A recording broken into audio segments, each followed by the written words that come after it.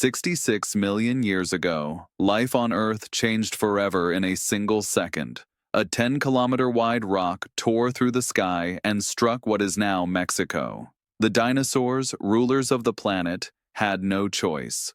They didn't have a space program. They couldn't look up and defend themselves.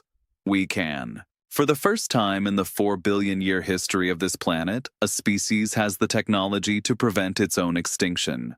We are no longer at the mercy of the cosmic lottery. This is the story of the DART mission, the day humanity decided to strike back against the cosmos. Our solar system is a shooting range. Thousands of rocks, remnants from the formation of the planets, cross Earth's orbit. Most burn up in the atmosphere, creating harmless shooting stars.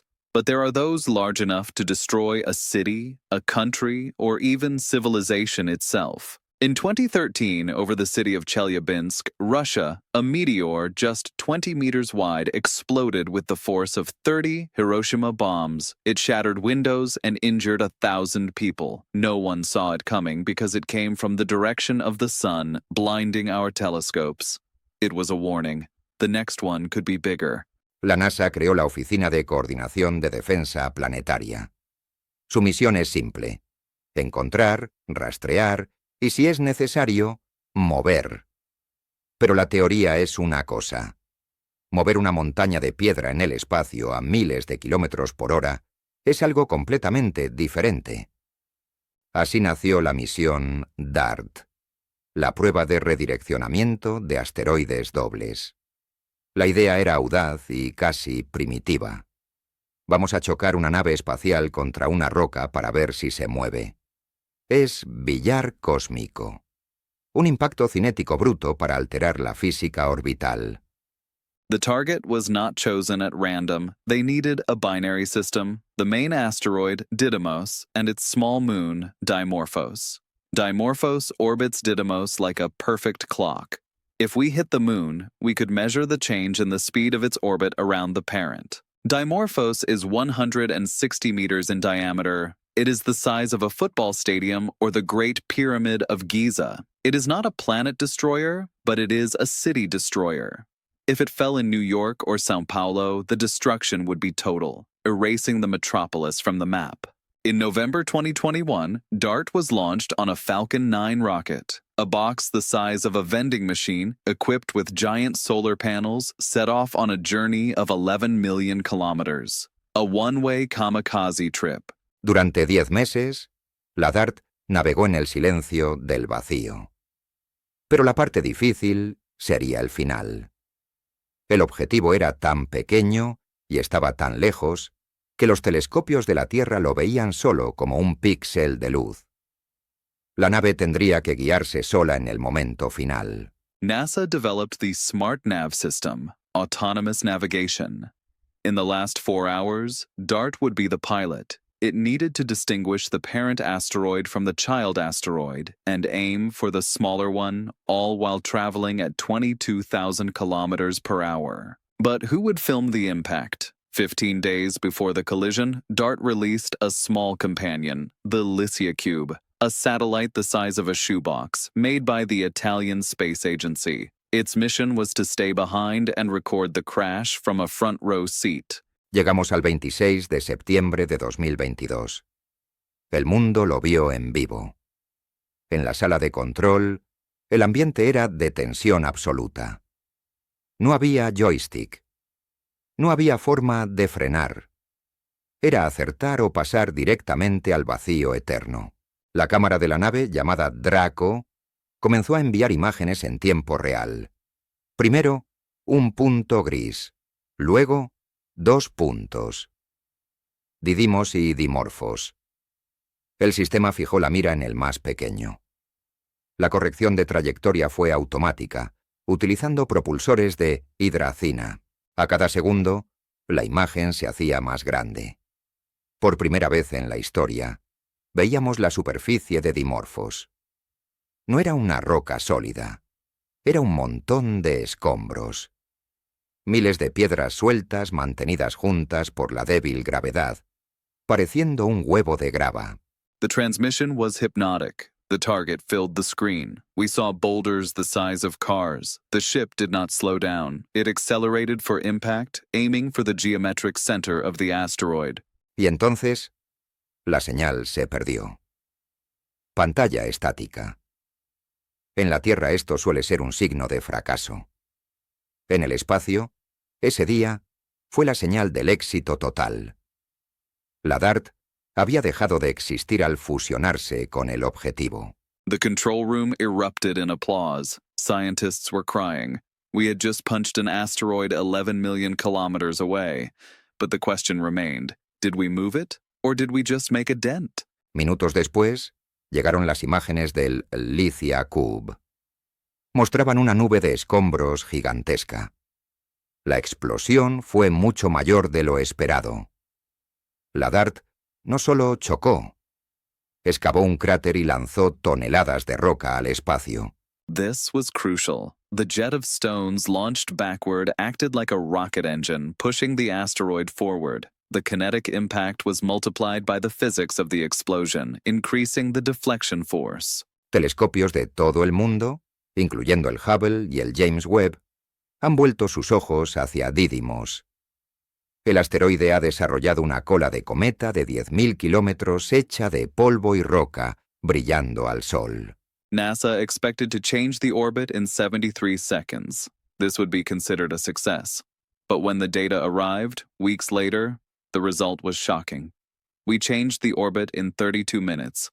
The impact was much more efficient than the models predicted. 32 minutes. It was a massive diversion. The orbit of Dimorphos shrank, bringing it closer to the parent asteroid. We proved that the technology works. If we detect a small or medium asteroid heading our way, we can safely divert it. We don't need to blow it up like in Hollywood movies. We just need to give it a little push. If we do this far enough from Earth, a 1-degree change in trajectory will make the rock miss our planet by thousands of kilometers. But what about the big ones? The planet annihilators over a kilometer wide? Those that wiped out the dinosaurs? The dart would be like a mosquito hitting a truck against them. We need bigger weapons. The good news is that size works in our favor when it comes to detection. Giant asteroids reflect a lot of light. NASA estimates that we have already found more than 95% of the civilization-destroying asteroids in our system. We know where they are and where they are going. We can predict their orbits decades, even centuries in advance. And time is our greatest weapon. With time, anything is possible. For a 10-kilometer monster, we wouldn't use a kinetic impact. We would use the nuclear option, but not to destroy the rock, which would create a shower of radioactive debris. The idea is to detonate a nuclear bomb next to the asteroid. The X-ray radiation from the explosion would instantly vaporize a layer of the asteroid's surface. This vaporized material would be ejected at high speed, pushing the asteroid to the opposite side.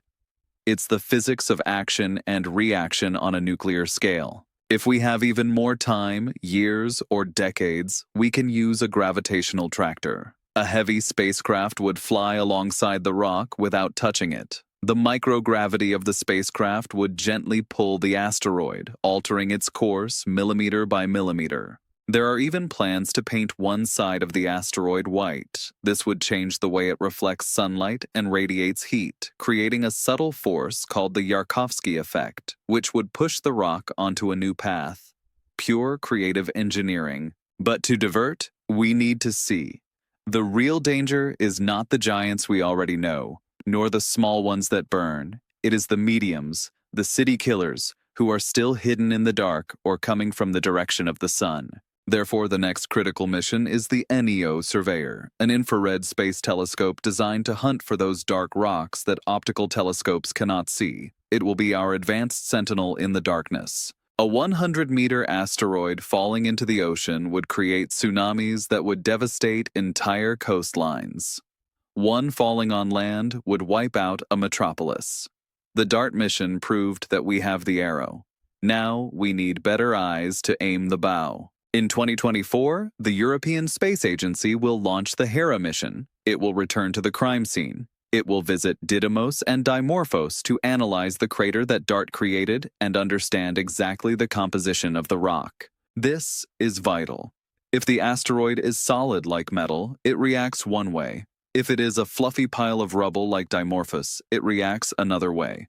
We need to know the enemy to understand how hard to hit next time. Dinosaurs lived for 150 million years. They dominated the Earth. But on a bad day, it all ended. Cosmic ignorance was their death sentence. We have been here for only 300,000 years. But we have something they didn't have: curiosity, mathematics, and rockets. We are the first species capable of choosing not to become extinct. Planetary defense is the only natural disaster that can be completely prevented. We cannot stop earthquakes, we cannot stop hurricanes or volcanoes, but we can stop asteroids. And the cost? The DART mission cost $330 million, less than the production budget of some superhero movies. It's a negligible price for the life insurance of planet Earth. Imagine a future where an asteroid is detected on a collision course. There will be no panic. There will be no end of the world. There will be a mission, a coordinated launch, a silent push in the dark. And the rock will pass, harmless, like a shooting star in the night sky. And the children on Earth will not even know how close they were to the end. That is the ultimate goal. In 2029, the asteroid Apophis, a giant 300 meters long, will pass so close to Earth that it will be visible to the naked eye. It will not collide, but it will pass below our TV satellites. It will be a visual reminder that the cosmos is a crowded place. In the future, perhaps we won't just divert these rocks. Maybe we'll capture them. Asteroids are rich in rare metals, platinum, water. What is a threat today could be a floating gold mine tomorrow. Transform swords into plowshares. Transform cosmic bullets into refueling stations for space exploration.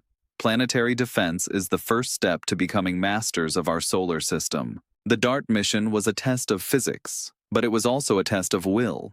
It showed that when humanity works together with science and engineering, there is no fate written in the stars that we cannot rewrite. The Earth is small. It is fragile. It floats in a galaxy full of dangers. But it is no longer defenseless. The shield has been forged. That small impact at 11 million kilometers was our shout to the universe. We are here, and we do not intend to leave anytime soon. Science gives us the tools, forecasting gives us the time, and courage gives us the chance. The rest depends on us keeping our eyes open, constantly watching the sky.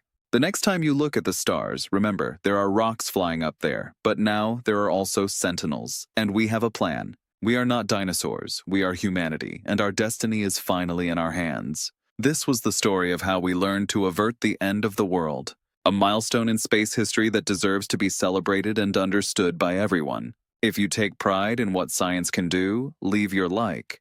This helps spread the message that science saves lives. Share this video. Show your friends that we don't need to be afraid of the sky as long as we keep exploring it. Thanks to Didymos and Dimorphos, our involuntary dance partners, for teaching us so much about physics. And thanks to the thousands of engineers and scientists who dedicated their lives to ensure that the sky does not fall on our heads. I am your narrator. Thank you for watching. Until next time, and keep looking up.